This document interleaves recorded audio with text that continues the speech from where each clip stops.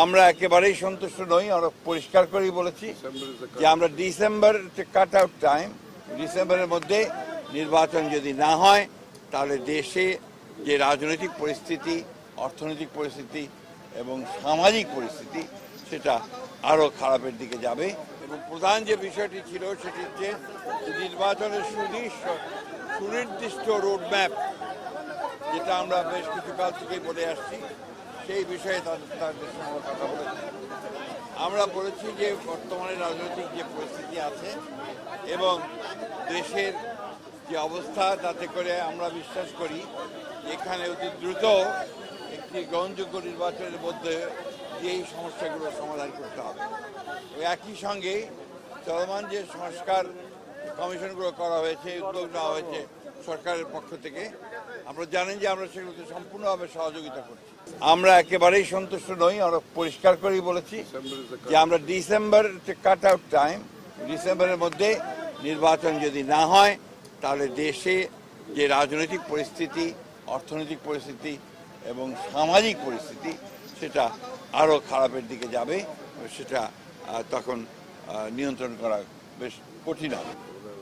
আপনাদের অবস্থান কি হবে স্যার?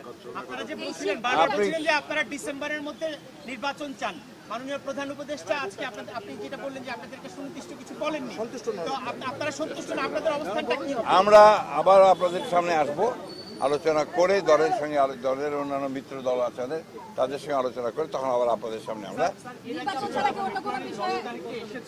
তখন বলেছিলেন আপনি ডিসেম্বর নাগাদ নির্বাচন হবে, আশ্বস্ত হয়েছিলেন। 2 মাস পরে এসে বললেন ডিসেম্বর থেকে জানুয়ারি। সময় কি প্রলম্বিত হচ্ছে বলে মনে করছেন আপনারা? ডিসেম্বর থেকে জানুয়ারি না, জুন। না, ডিসেম্বরও হতে পারে। এটা ডিসেম্বরের কথাই বলা হয়েছে। উনি এই কথা বলেননি যে ডিসেম্বরে হবে না, কিন্তু জুন পর্যন্ত নিয়েছেন। আমরা এই কথাটা পরিষ্কার করে বলেছি যে hour cut out time is December. এটা তো আমি বলতে পারবো না, ওনারা প্রশ্ন একটা একটা করে আসলে আমার উত্তর দেওয়া সহজ হবে।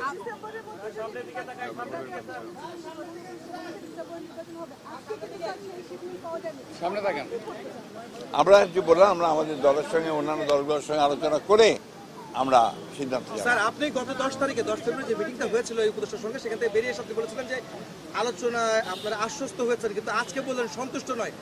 এই বিষয়টা আসলে আলোচনা কি আসলে ফলপ্রসূ হয়নি আজকের বৈঠকে? এক কথায় বলতে পারি আপনি একই প্রশ্নের কেন অন্যভাবে নিচ্ছেন কেন? একই যে প্রশ্ন তো একটা, অনেক বিষয় আলোচনা হয়েছে, এটাই ছিল মুখ্য বিষয়। ধন্যবাদ। আসসালামু আলাইকুম।